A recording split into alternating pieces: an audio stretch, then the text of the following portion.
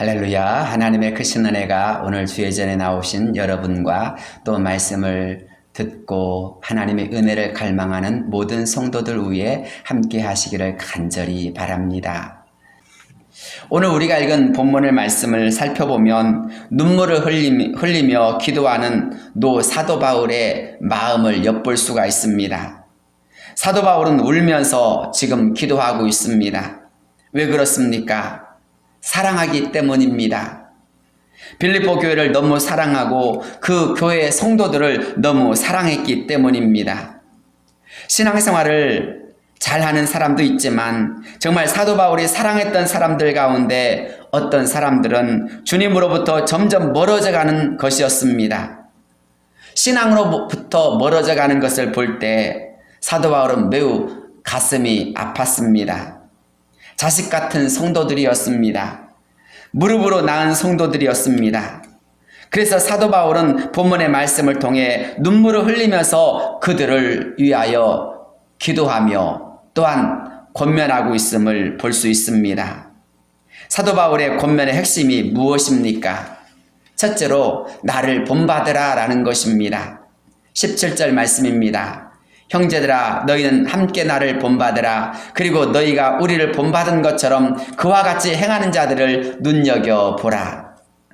사도 바울은 빌립보 교인들을 향하여 자신을 본받으라고 말씀하고 있습니다. 그리고 자신뿐만 아니라 지금도 믿음의 삶을 살아가기 위해 최선을 다하는 사람들을 눈여겨보라고 눈물로 호소하고 있습니다. 18절 말씀을 보면 사도 바울은 이런 부탁을 이미 예전에도 여러 번 했던 것 같습니다. 그런데 또 이렇게 눈물을 흘리면서 그들에게 부탁하고 있습니다. 그 이유가 무엇일까요? 그들 가운데 여러 사람이 그리스도의 십자가의 원수로 행하고 있기 때문입니다. 그리스도의 십자가의 원수로 행하는 사람들로 인하여서 교회 안에 세상의 물결이 스며들고 있고 교회가 혼란하게 되었고 심지어 어지럽게 되었기 때문입니다. 사도 바울에게 있어서 빌립보 교회는 다른 어떤 교회보다 더 특별한 교회라고 말씀드릴 수 있습니다. 빌립보 교회는 어렵게 세워진 교회이자 정말 연약한 교회였습니다.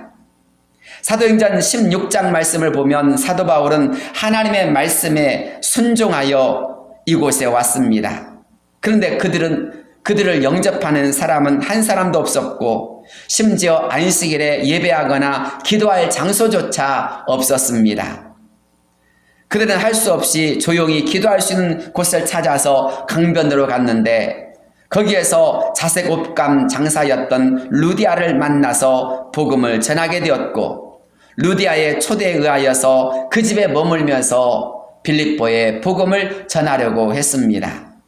그러나 점치는 귀신 들린 여종의 일로 인하여서 바울과 실라는 억울하게 매를 맞고 감옥에 갇히는 신세가 되어버리고 말았습니다.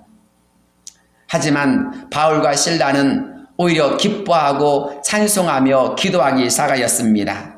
최선을 다해서 그들은 하나님께 찬양하며 기도하기 시작하였습니다. 그러자 놀라운 일이 일어났습니다. 바로 옥터가 흔들려지고 옥문이 열려지며 묶였던 착고가 풀려지는 가운데서 하나님의 크고 놀라운 역사가 나타난 것입니다. 이 일로 인하여서 감옥을 지키던 간수와 그의 온 집안까지 예수 믿는 역사가 일어났습니다. 그렇게 시작된 교회가 바로 빌립보 교회였습니다. 하지만 바울이 로마 사람이라는 것을 알고 두려워하는 관리들로 인하여서 바울과 실라는 빌립보 교회를 떠날 수밖에 없었습니다. 복음을 오래 전하지도 못했습니다. 그곳에서 예수님을 믿겠다고 다짐하며 결단한 사람들을 오래도록 양육하지도 못했습니다. 그렇기에 사도 바울은 아쉬운 마음을 가지고 그곳을 떠날 수밖에 없었습니다. 그런데도 빌립보 교회는 사도 바울의 가르침을 더 잘 받고자 최선을 다했고 깊은 유대 관계를 맺으면서 모범적으로 성장하는 교회가 되었습니다.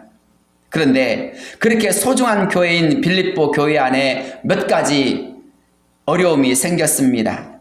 그 중에 하나가 몇몇 사람들의 신앙이 변절되었다는 것입니다. 사도 바울은 이들을 향하여서 십자가의 원수로 행하는 사람이라고 하였습니다. 19절의 말씀을 살펴보면 그들을 최고의 관심사는 배였습니다. 잘 먹고 잘 사는 것이 인생에 있어서 가장 중요하다고 생각하게 된 것입니다. 그래서 인간적인 쾌락만을 추구하거나 이 땅의 일만을 생각하는 사람이 되었습니다. 18절에서부터 19절 말씀을 읽어보겠습니다. 내가 여러 번 너희에게 말하였거니와 이제도 눈물을 흘리며 말하노니 여러 사람들이 십자가의 원수로 행하느니라.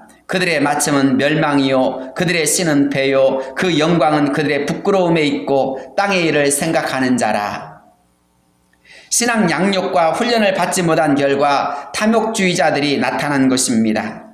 이런 사람들로 인하여서 교회는 참된 가치를 잊어버리고 점점 더 세속화되거나 또 주님으로부터 멀어지는 교회가 될 위험성을 안게 된 것입니다.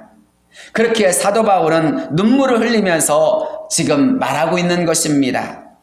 사랑하는 교회가 잘못되는 것을 정말 안타까워하며 그래서 눈물을 흘리고 있는 것입니다.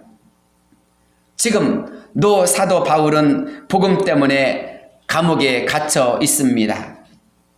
하지만 그는 그런 어려운 여건 속에서도 최선을 다해 기도하려고 했고 복음을 전하는 삶을 살려고 노력하고 있습니다. 그곳이 감옥이어도 그렇습니다.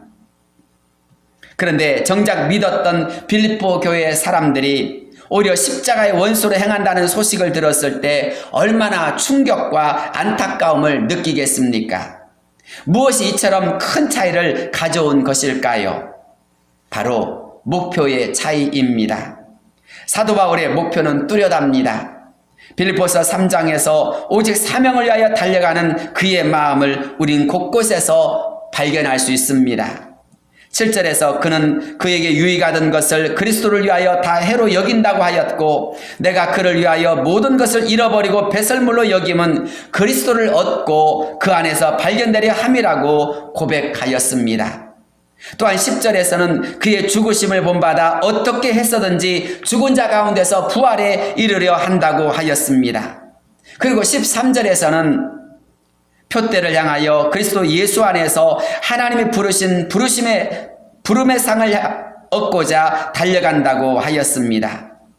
그에겐 예수님이 목표이며 부활의 목표이며 사명이 목표요 부름의 상이 인생 전체의 목표가 되었습니다.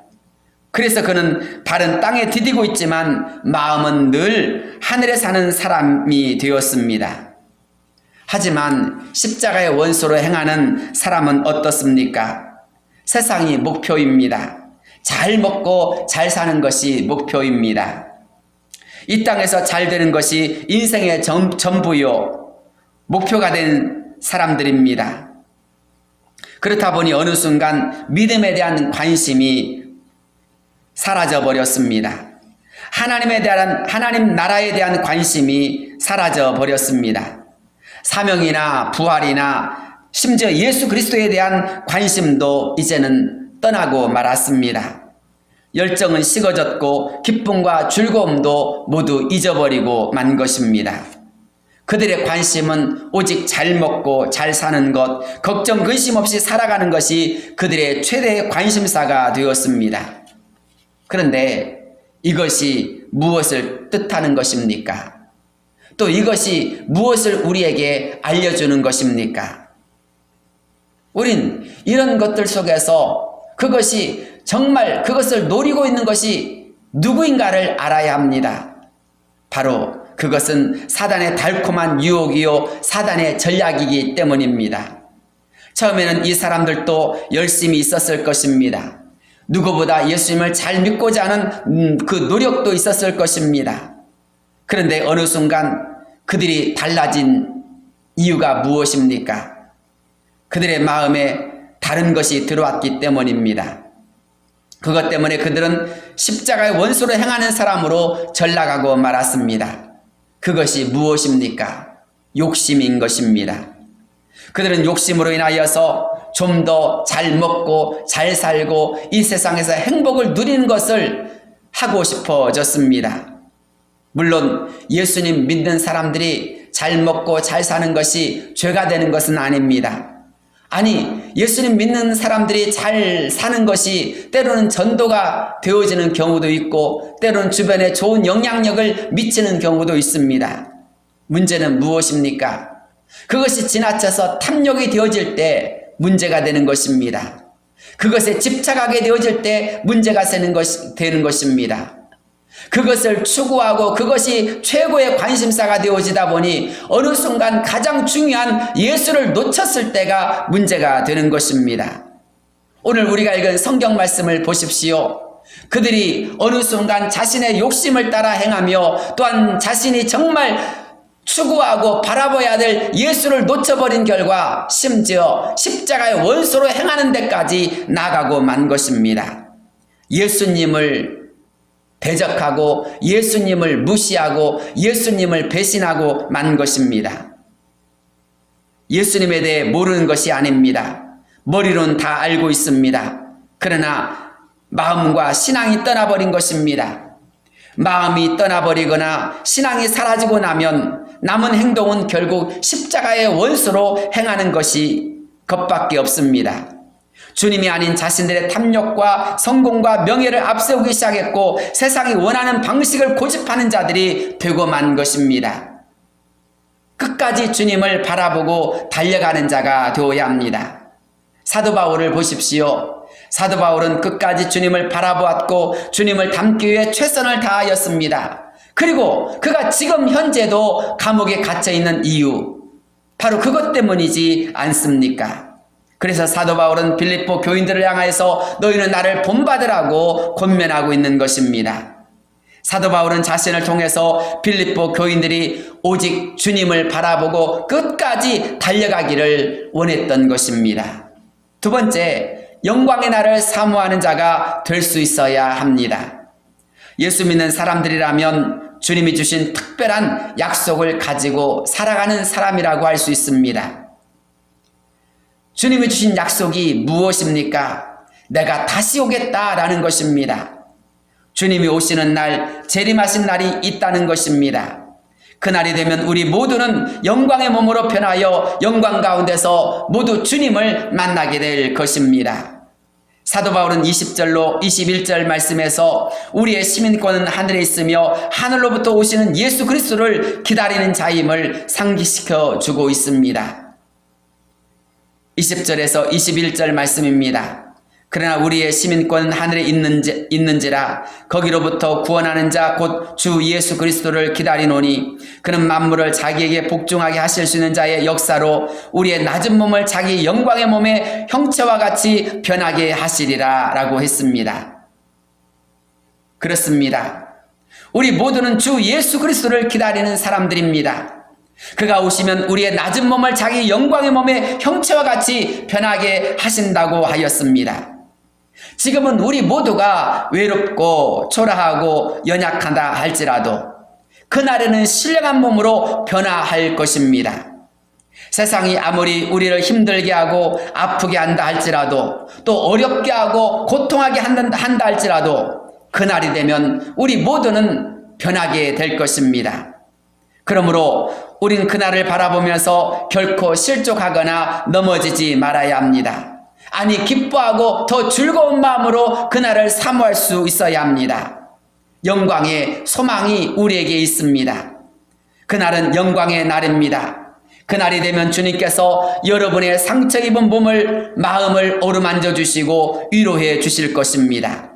힘들고 지쳐있는 어깨를 토닥여 주면서 여러분을 안아주실 것입니다.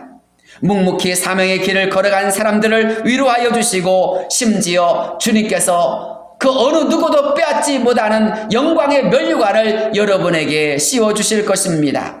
칭찬과 명성을 얻게 해주실 것입니다. 요즘 토트넘에서 뛰고 있는 손흥민 선수로 인하여서 전 세계가 들썩거리고 있습니다. 어쩌면 그렇게 잘할 수 있느냐라는 것입니다.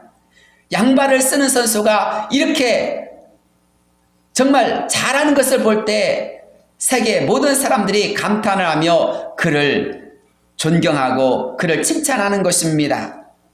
며칠 전에는 100호골까지 터뜨렸습니다. 정말 대단한 선수이지 않습니까? 손흥민 선수 때문에 대한민국의 위상이 아주 높아졌습니다. 그것뿐만이 아닙니다. 여자 프로골프나 양궁, 영화, 문학이나 음악 등 다방면에 걸쳐서 전 세계가 이제는 한국을 주목하고 있습니다. 하지만 지금으로부터 130여 년 전만 해도 이 나라를 주목한 나라는 그 어디에도 없었습니다. 그런데 홀로 눈물을 흘리며 이 나라 조선의 미래를 염려하며 간절히 기도했던 한 사람이 있었습니다. 지금은 아무것도 보이지 않습니다. 주님, 메마르고 가난한 땅, 나무 한 그루 청정하고 시원하게 자라 오르지 못하고 있는 땅에 저희들은 옮겨와 앉아 있습니다. 그 넓고 넓은 태평양을 어떻게 건너왔는지 그 사실이 기적입니다. 주께서 붙잡아 뚝 떨어뜨려 놓은 듯한 이곳, 지금은 아무것도 보이지 않습니다. 보이는 것은 고집스럽게 얼룩진 어둠뿐입니다. 어둠과 가난과 인습에 묶여있는 조선 사람뿐입니다. 그들은 왜 묶여있는지도 모르고 묶여있는 것이 고통이란 것도 모르고 있습니다. 고통을 고통인 줄 모르는 자에게 고통을 벗겨주겠다고 하면 의심부터 하고 화부터 냅니다. 조선 남자들의 속셈이 보이질 않습니다. 이 나라 조정의 내심도 보이질 않습니다. 장옷을 쓰고 다니거나 가마를 타고 다닌 여자들을 영영 볼 기회가 없으면 어찌하나 하는 생각도 듭니다. 조선의 마음이 보이지 않습니다. 그리고 저희가 하게 될 일이 어떤 것인지, 그 일이 어떻게 나타나게 될는지 조금도 보이지 않습니다. 그러나 주님, 순종하겠습니다. 지금은 우리가 황무지 위에 맨손으로 서 있는 것 같사오나, 지금은 우리가 서양 귀신이라고 손가락질을 받고 있사오나, 저들이 우리의 영혼과 하나인 것을 깨닫고 하늘나라의 한 백성 한 자녀임을 알고 눈물로 기뻐할 날이 있음을 믿습니다. 이곳이 머지않아 은총의 땅이 되리라는 것을 믿습니다. 주여, 오직 제 믿음을 붙잡아 주옵소서. 이것은 언더우드 선교사의 기도입니다. 그는 칠흑같이 어두운 조선을 보았습니다. 그러나 기도하던 가운데 이 나라가 멀지 않아 은총의 땅이 되리라는 것을 믿고 기도했습니다. 그날을 위해 외로움과 손가락질과 온갖 수모를 참아가면서 복음의 씨를 뿌릴 수 있기에 순종의 힘을 달라고 기도했습니다. 그리고 그는 복음의 씨앗뿐만이 아닌 자신의 몸까지도 이 땅에 걸음으로 주고 갔습니다. 언더우드 선교사처럼 이 나라를 위해 최선을 다해 복음을 전하고 기도했던 수많은 선교사들이 있었고 숨져간 순교자가 있었습니다. 한국 교회가 여기까지 오는 동안 교회를 위하여서 눈물로 기도하고 신방하고 전도하며 매 설교 시간마다 최선을 다해 헌신하셨던 목사님들이 계셨습니다.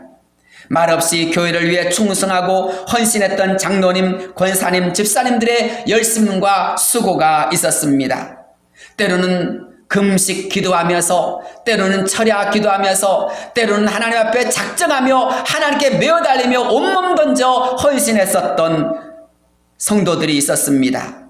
그들은 하나같이 교회의 부흥과 또한 이 한국 교회를 위해서, 우리 민족을 위해서 기도하고 또 기도했습니다. 영광의 그날을 소망했기 때문입니다. 주님이 상 주시는 그날을 믿었기 때문입니다. 우리의 낮은 몸을 자기 영광의 몸의 형체와 같이 편하게 해주실 그날을 소망하였기 때문에 그들은 아무리 어려움이 있어도, 환난과 핍박이 있어도, 괴로움이 있어도 그들은 참고 견디며 눈물로서 씨앗을 뿌렸던 것입니다. 그 눈물의 씨, 최선 다해서 하나님 앞에 무릎으로 기도했던 그 무릎이 오늘 우리를 있게 하였고 우리 조국 대한민국이 있게 한 것입니다. 사랑하는 성도 여러분, 힘든 일로 인하여 지쳐 있습니까? 직장에서 여러 가지 어려움 때문에 어깨가 축 처지고 가정의 여러 가지 일들로 인하여서 점점 더 어깨가 무거워지고 있습니까? 피하고 싶고 도망치고 싶고 때로는 모든 것을 다 내려놓고 싶은 생각이 굴뚝 같진 않습니까? 무엇이 여러분을 이렇게 견딜 수 없는 외로움으로 또한 무거움으로 고통하게 하고 있습니까? 그 모든 것이 정말 괴롭고 힘든다 할지라도 그것을 이길 수 있는 힘이 무엇입니까? 하늘의 소망, 영광의 소망이 있어야 합니다. 주님이 나를 만나 주실 그날 내가 정말 주님의 은혜 가운데서 기쁨으로 만나게 되어질 그날을 사모하는 그 놀라운 은혜가, 그 놀라운 소망이 우리 안에 가득하여진다면 우리는 어떤 고난과 어려움도 넉넉히 이기게 되는 것입니다. 여러분의 소망이 궁극적으로 지향하는 것은 무엇입니까? 단지 다른 사람들보다 좀 더 편안하고 형통한 삶, 그것으로 여러분은 내 인생의 목표를 삼고 있습니까? 아닙니다. 우리는 그런 없어질 영광과 소망보다는 영원히 없어지지 않냐고 참된 소망을 우리는 바라볼 수 있어야 합니다. 아무도 빼앗아갈 수 없는 하늘의 소망을 바라보는 저와 여러분이 되어지기를 바랍니다. 영광의 소망을 품고 살아가는 사람이 되어야 합니다. 그때 우리는 참된 힘을 가질 수 있습니다. 참된 즐거움을 가질 수 있습니다. 참된 기쁨을 가질 수 있습니다. 정말 하나님이 주시는 놀라운 소망 가운데서 우리 모두 기뻐하고 즐거워하는 역사가 이루어지기를 바랍니다. 그때가 되어지면 주님께서 여러분을 인정해 주시고 사랑해 주시고 안아 주시고 함께 해 주시며 여러분에게 승리자의 관을 씌워 주실 것입니다. 그때까지 사랑하는 성도 여러분, 아무도 눈여겨보지 않을지라도 하나님이 나를 눈여겨보고 있음을, 하나님 나를 주목하고 있음을 인하여서 잘 견디며 승리하며 나가실 수 있는 성도들이 되어지길 바랍니다. 우리의 눈을 들어 하늘을 바라보실 수 있길 바랍니다. 그날이 가깝습니다. 그날이 점점 우리에게 다가오고 있습니다. 그렇기에 조금 힘들고 어렵다 할지라도 잘 인내하며 믿음으로 경주하는 모든 성도들이 되어지길 바랍니다. 세 번째, 이를 위해 우리는 반드시 주 안에 서 있어야 합니다. 사도 바울은 결론적으로 우리에게 4장 1절 말씀을 통해서 이렇게 말씀하고 있습니다. 그러므로 나의 사랑하고 사모하는 형제들, 나의 기쁨이요 면류가 아닌 사랑하는 자들아, 이와 같이 주 안에 서라. 서 있는 것이 중요합니다. 넘어지거나 흔들리면 안 됩니다. 반듯하게 서 있도록 해야 합니다. 아울러 또 어디에 서 있느냐가 중요합니다. 사도 바울은 우리를 향하여서 주 안에 서 있으라고 말씀을 합니다. 사람이나 식물이나 추운 곳보다는 더운 곳에 사는 사람이 병도 많고 게으르며 못 사는 경우를 볼 수 있습니다. 때로 우리도 모르는 사이에 우리는 평안함과 안일함에 이끌린 나머지 우리가 가장 중요한 것을 놓쳐버릴 때가 많이 있습니다. 게을러지거나 나태해질 때가 있습니다. 어려움이 찾아올 때는 열심히 기도하다가도 삶이 편안해지면 기도가 약하여지거나 열정이 식어버리는 경우가 많습니다. 변함없이 주님을 사랑하는 자가 되어야 합니다. 이를 위해서 필요한 것이 무엇입니까? 바로 주 안에 있는 것입니다. 사도 바울의 서신을 살펴보면 곳곳에서 주 안에서라는 말이 나옵니다. 주 안에서 행하는 것이 그만큼 중요하기 때문입니다. 주님 없이 우리만 있다면 이것은 아무것도 아닙니다. 우리는 반드시 주 안에서 행하고 주 안에서 서 있어야 합니다. 우리가 주님으로부터 멀어진다면 베드로전서 5장 8절의 말씀처럼 우리는 사자와 같이 두루다니며 삼킬자를 찾고 있는 사단의 밥이 될 수밖에 없습니다. 우리를 삼키고자 달려오는 사단의 모든 시험에 빠지지 않기 위해서라도 우리는 정신을 똑바로 차리고 주 안에 서 있어야 하는 것입니다. 믿음의 사람들이 정신을 똑바로 차리고 주 안에 설 수 있는 방법은 무엇입니까? 깨어 기도하는 것입니다. 마태복음 26장 41절 말씀에서 시험에 들지 않게 깨어있어 기도하라고 주님은 가르쳐 주셨습니다. 기도하면 시험에 대해서 사단이 틈타는 것에 대해서 알 수 있습니다. 말씀을 부지런히 묵상하고 또 읽어야 합니다. 하나님의 말씀으로 무장된 사람은 마귀의 시험을 물리칠 수 있습니다. 노아가 방주를 만들었습니다. 잣나무를 가져다가 3층으로 만들었습니다. 그 규모는 실로 어마어마했습니다. 그러나 이것으로 작업이 다 끝난 게 아닙니다. 한 가지 일이 더 남아 있습니다. 바로 방주 안팎을 역청으로 칠하는 것이었습니다. 물이 새어 들어오지 못하도록 방수 작업이 필요한 것입니다. 믿음의 사람들도 세상의 물결이 틈타지 못하도록 예수 십자가의 피로 안과 밖을 방수해야 합니다. 철저하게 예수님의 십자가를 붙들 수 있어야 합니다. 마귀가 틈타지 못하도록 하나님의 사람들은 철저하게 하나님의 말씀으로 예수 그리스도의 피로 우리의 모든 전신갑주를 입어야 합니다. 성경은 우리의 싸움이 혈과 육을 상대하는 것이 아니요 통치자들과 권세들과 이 어둠의 세상 주관자들과 하늘에 있는 악의 영들을 상대하는 것이라고 했습니다. 야고보서 4장 7절에서 마귀를 대적하라 그리하면 너희를 피하리라 하나님을 가까이 하라 그리하면 너희를 가까이 하시리라 라고 하였습니다. 우리가 하나님의 전신갑주를 위하여서 마귀를 대적하면 마귀도 도망갑니다. 시험에서 승리하게 되는 것입니다. 하나님의 전신갑주를 취하여서 우리는 입어야 하는 것입니다. 우리는 왜 이렇게 영적으로 민감한 자세를 가지고 사단의 세력을 물리쳐야 합니까? 사단은 우리 자신도 모르게 우리를 넘어지게 하기 때문입니다. 우린 너무나 연약합니다. 조금만 나태해도 우린 옛 습관에 사로잡혀 게으름과 안일함에 빠지거나 믿음의 도리를 잊어버릴 때가 많습니다. 그렇기에 우리는 철저하게 하나님의 전신갑주를 취해야 하고 하나님의 전신갑주를 입어야 하는 것입니다. 예수 그리스도께서 흘리신 십자가의 피로 철저하게 안과 밖을 방수해야 하는 것입니다. 나의 눈을, 나의 귀를, 나의 입술을, 나의 손과 발을 철저하게 예수님의 피에 우리가 항상 이끌어야 하는 것입니다. 그럴 때 우리는 쾌락과 욕망에 사로잡히지 않습니다. 오직 주님께서 무엇을 원하시는지, 주님께서 무엇을 기뻐하시는지 그것을 바라볼 수 있고 그것을 따라갈 수 있는 것입니다. 사랑하는 여러분, 우리 주변에서 오랫동안 신앙생활을 잘 했음에도 불구하고 한순간의 실수로 시험에 빠지거나 죄악에 넘어지는 사람들이 많이 있습니다. 일평생 주님을 섬기며 사시다가도 돌아가시기 직전에 주님을 부인하는 사람도 있습니다. 그렇기 때문에 끝까지 잘해야 되는 것입니다. 우리는 서 있다고 교만하거나 자만해서는 안 됩니다. 성경은 섰다고 생각한 자여 넘어질까 주의하라고 하였습니다. 그렇습니다. 우리는 끝까지 주님 안에 든든히 서 있도록 해야 합니다. 오늘 우리가 읽은 본문이 바로 그 대답인 것입니다. 이것이 눈물을 흘리며 권면하는 사도 바울의 이유인 것입니다. 사랑하는 성도 여러분, 코로나19로 인하여서 점점 더 신앙생활 하기가 어려워지고 있습니다.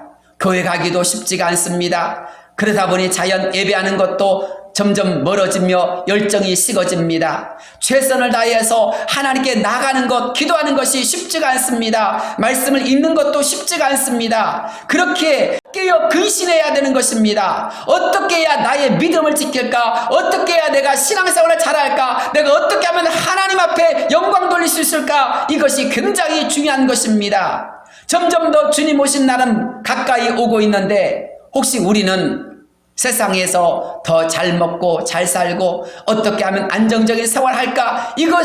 이것에 연연하고 있지는 않습니까? 더 잘 먹고 잘 사는 것도 중요합니다만 그것보다 더 중요한 것이 있습니다. 바로 주님께서 원하시는 삶인 것입니다. 주님께서 기뻐하시는 삶을 사는 것입니다. 그렇지 아니하면 우리는 배가 내 인생의 최대의 목표가 되어집니다. 잘 먹고 잘 사는 것이 최고의 목표가 될 수 있습니다. 어느 순간 주님의 뜻이 사라지고 주님께서 기뻐하신 것이 사라지고 내가 우선되어지는 삶을 살아가게 되어지는 것입니다. 아닙니다. 우리는 다시금 주님의 뜻에 주목할 수 있어야 됩니다. 주님께서 기뻐하신 삶을 살아가야 하는 것입니다. 이 모든 삶을 저와 여러분이 살아갈 수 있는 역사가 이루어지길 바랍니다. 주께서 오시는 그날 영광의 몸으로 우리도 변화시켜 주시는 그날이 있게 될 줄로 믿습니다. 그날까지 우리 모두 최선을 다해서 달려간 자가 될 수 있기를 주의 이름으로 축복합니다. 기도하겠습니다. 걸어가시고 내려오신 하나님 아버지, 세상이 점점 더 어려워지고 있습니다. 세상이 점점 더 불안해지고 있습니다. 이런 삶을 살다 보니 어느 순간 믿음의 사람들마저도 이 세상에서 어떻게 하면 좀 더 편안하고 좀 더 안정적인 삶을 살아갈 수 있을까 생각하게 되어집니다. 때로는 물질이 내 눈앞에서, 때로는 세상의 여러 가지 일들이 내 눈앞에서 우리를 이끌어갈 때가 너무나 많이 있습니다. 하나님 아버지, 세상 사람들과 같이 우리가 이 땅에서 잘 먹고 잘 사는 것을 먼저 생각하는 것이 아니라 주님께서 무엇을 원하실까를 생각할 수 있는 자가 되게 하여 주옵소서. 하나님의 말씀이 무엇을 말씀하신가를 생각하며 달려간 자가 되어지게 하옵소서. 주님, 어느 순간 믿음에서 점점 더 멀어지는 사람들이 있음을 보게 되어집니다. 어느 순간 세상 사람들보다 더 물질을 추구하는 그리스도인들이 있게 되는 것을 보게 되어집니다. 주여, 우리의 생각하는 것, 우리의 추구하는 것이 세상이 다가 아닌 정말 주님을 먼저 생각하며 주님의 뜻을 생각하는 역사가 이루어지게 하여 주옵소서. 주님의 뜻을 이룰 수 있는 저희가 되게 하여 주옵소서. 주님을 기쁘시게 할 수 있는 저희가 되게 하여 주옵소서. 우리의 신앙을 다시 한번 새롭게 하게 하여 주옵소서. 예수 그리스도 이름 받들어 간절히 기도드리옵나이다. 아멘.